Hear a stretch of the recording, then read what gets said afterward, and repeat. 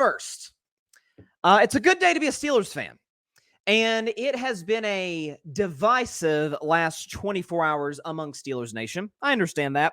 Because the fact of the matter is, we have been looking for a creative offensive play caller for quite some time. Really trying to find a guy. I was a Todd Haley guy. Wasn't even a Steelers fan at that point. I was a Steelers fan since July of 2023. So fellow Steelers fans, don't get on me for that. Okay, I'm new. But the last really creative, innovative Steelers OC was probably Bruce Arians back in the day before he went on to Indianapolis. Then he took the Cardinals job, won a Super Bowl with Tampa Bay as their head coach. They've been looking for that guy. And putting it mildly, Matt Canada was nowhere near that. Matt Canada's offense in Pittsburgh was among the worst offenses in all of football. They were bottom 5 in virtually every statistical category. They had minimal 300-yard games, no 400-yard games. Ironically, the first game the Steelers played after he was fired, and the Steelers don't fire coaches mid-season, so that's when you knew it was bad, was against the Cincinnati Bengals. First 400-yard game, for the Steelers. Most recent one came the game after they fired Matt Canada after having 0 with him to begin with. They hired Arthur Smith yesterday. Now, Arthur Smith, the last 3 years, has had the occupation as the Atlanta Falcons head coach since 2021. And before that, he was a Titans offensive coordinator. And a lot of Steelers fans are like, dang, we go from a guy who can't utilize George Pickens, Najee Harris, Jalen Warren, Deontay Johnson, all these guys, to a guy who just doesn't seem to want to give Bijan Robinson the football.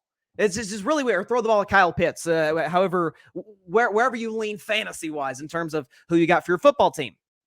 And to that I say, sure, but this isn't comparing head coach to head coach or OC to OC. This is comparing failed OC Matt Canada to failed head coach Arthur Smith, who is a highly successful offensive coordinator with the Tennessee Titans. Before I even get into the numbers, you know how I know he was successful? You know how I know a lot of teams wanted Arthur Smith? Diana Rossini, one of the most trusted reporters in all of the NFL, reported about a week ago that, and I remember even repeating this on the show leading up to this, was that up to at least 7 teams, that's almost a quarter of the league, were interested in hiring Arthur Smith to be their new offensive coordinator.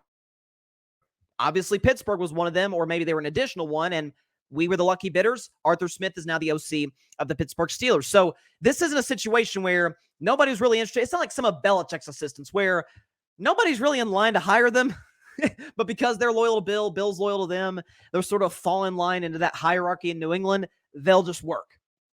Arthur Smith is not that guy.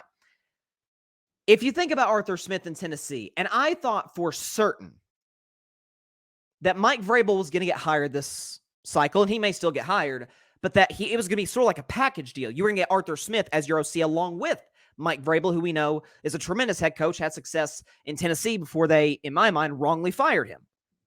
But if you look at Arthur Smith's 2 years as the Tennessee Titans offensive coordinator, mind you, this is with Ryan Tannehill, who's good.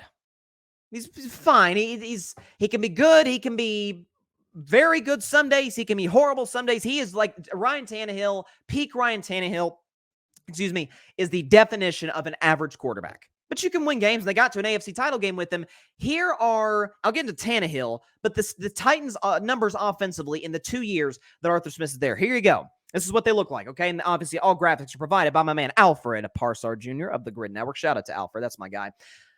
The Titans under Arthur Smith, the Titans offense under Arthur Smith, averaged 27.9 points per game. That's top 5 in the league at number 5. 379.7 yards per game. That's 5th in the National Football League in that span. 6.14 yards per play. That is 2nd in the NFL to the Kansas City Chiefs. And then you get to some second and third level stats. These are more analytic based, but EPA 4th, success rate 2nd, drop back EPA 4th, drop back success rate 2nd, rushing EPA 2nd. Now some of that's Derrick Henry. Rushing success rate, again, some of that's Derrick Henry 2nd. But look at that, 29 turnovers in 2 years. The 2 years Arthur Smith was the OC in Pittsburgh, that's the 3rd fewest in all of football. And you say, well, it's nice you have those numbers. Obviously, again, some of that's impacted by Derrick Henry because King Henry, his peak, was nothing short of a monster. But ultimately, okay, what are we looking at in terms of how he's been able to develop quarterbacks? Or not even develop quarterbacks, but get the best out of quarterbacks? I'm glad you asked. We can show you Ryan Tannehill with Arthur Smith, Ryan Tannehill without Arthur Smith. And by the way, you'll see here, he's played about 10, 12 games more without Arthur Smith than with him. And the numbers are night and day. Ryan Tannehill with Arthur Smith, 2019 and 2020. There's 28 games, okay? 9th in touchdown passes, 26th in interceptions. 26th, that's a good thing. So, like, number one would have the most. 26th, would be among the fewest. Completed 67.9% of his passes. That's 8th in the NFL, and had the second best. Ryan Tannehill had the second best pass rating in football with Arthur Smith as his OC. He was a top 10 quarterback.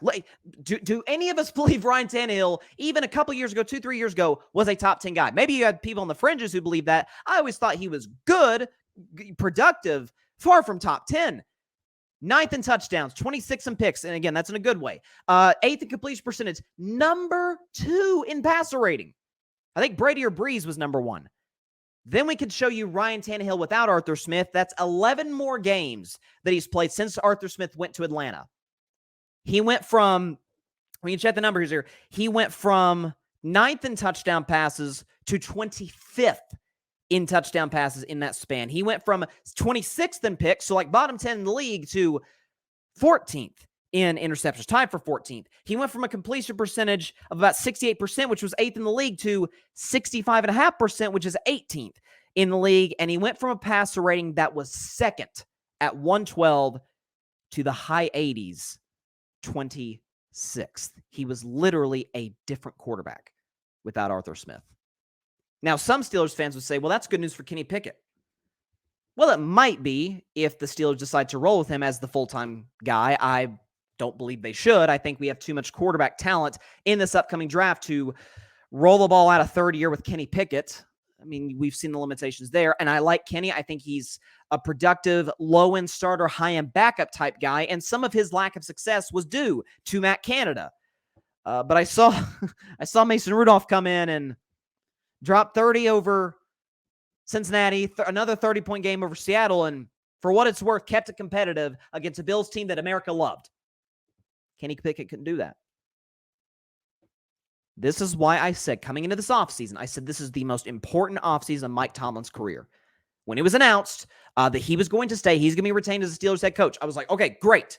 Now, how do we, because Mike Tomlin, for my criticism of him in terms of his inability to adjust to the modern NFL, I've always acknowledged, my gosh, the guy is I mean, no losing seasons. I don't put as much stock in that stat as others do, but it's still highly impressive, and he's a brilliant defensive coach. But in today's NFL, when you do have a great defensive coach, see Houston with DeMeco Ryans, you need to get a great quarterback talent and a brilliant, hopefully young OC. I was shocked to know Arthur Smith is just now in his 40s, so he's still a young guy. He's about 41 years of age, going on 42. So step 1, check. We could show you one more time. We'll show you the numbers. Arthur Smith with Tennessee. 5th in points per game, 5th in yards per game, 2nd in yards per play, 4th in EPA, 2nd in success rate, 4th in dropback EPA, 2nd in dropback success rate, 2nd in rushing EPA, 2nd in rushing success rate, and the 3rd fewest turnovers in football under Arthur Smith as the OC in Tennessee. So obviously he knows what he's doing from a play calling perspective. Check. Step 1. Done. Now go draft a quarterback. That's the next step for Pittsburgh. So first one, like the hire. Matter of fact, I really like the hire. Now you go draft a guy like a Michael Penix Jr., who you guys know my feeling on him. I love him. I think he's Jared Goff with a better arm. Or Bo Nix. Maybe even if Jaden Daniels were to fall that far. I actually think Jaden Daniels is going to go pretty high up in the draft. I think he's going to blow people away at the combine. Potentially could be a higher draft pick than what Pittsburgh is at 21st. You draft Bo Nix or you draft Michael Penix Jr. or whatever highly touted young quarterback is available. Because I'm sorry, in an AFC that is once again showed itself to be the best conference of the league. Why? Because they have the best quarterbacks in the league. Mahomes, when healthy, Burrow, Lamar Jackson, Josh Allen. I mean, you need great quarterback play. The fact that the Steelers have gotten to the playoffs, this year with quarterbacks of the last name of Pickett, Trubisky, and Rudolph is a testament, with bad play calling, by the way, is a testament to Mike Tomlin's ability to coach, have guys ready to play, somehow get you into the playoffs. But it's not going to get you further than that. And again, Mike Tomlin, as I often quote him, the standard is the standard. You're going to need to address the most important position. Otherwise, I mean, let's be honest. Pittsburgh's not sniffing Super Bowls, or maybe that first one potentially. They're darn sure not getting that second Super Bowl without Big Ben. They're not getting to a third Super Bowl in which they lost the Packers without Big Ben. You need great quarterback play now more than ever. I mean, Justin Herbert's awesome. The Chargers won 5 games. That's how stacked the AFC is. Now, there was horrible coaching. I get that, and Herbert got hurt, but point remaining. I mean, the NFC, and I like Jared Goff.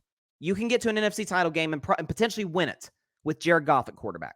You can get to the second round with Jordan Love, who had no previous or very little previous playoff experience. I'm sorry, Packer Nation. Sorry, Cheeseheads. Jordan Love's not getting to the divisional round in the AFC. It's a different ball game, different quarterbacks. When you're in a division, I know everybody's crapping on him today, but Lamar Jackson is still good at football. You have him in your division. You have Burrow in your division. Cleveland's a mess. They always screw up the quarterback position. You don't really have to worry about them. But you're not trying to be Cleveland. You're trying to be the team that has more Super Bowls than anybody except for New England, who you're tied with 6. You got Arthur Smith. Great. Now go draft a quarterback. That's the next step for the Pittsburgh Steelers. Don't draft a linebacker or a defensive back. You already got enough of those. Go draft the most important player in professional sports. And that is hopefully, you hope, a star franchise quarterback. Pittsburgh's had their history of those. Bradshaw, Roethlisberger. They know great quarterbacks in Pittsburgh. It's time to go get the next one. Thanks so much for watching the show on YouTube, and be sure to go click that big red subscribe button and check out the other clips and full shows from Carving It Up Live, as well as our other incredible content creators here on the Grid Network.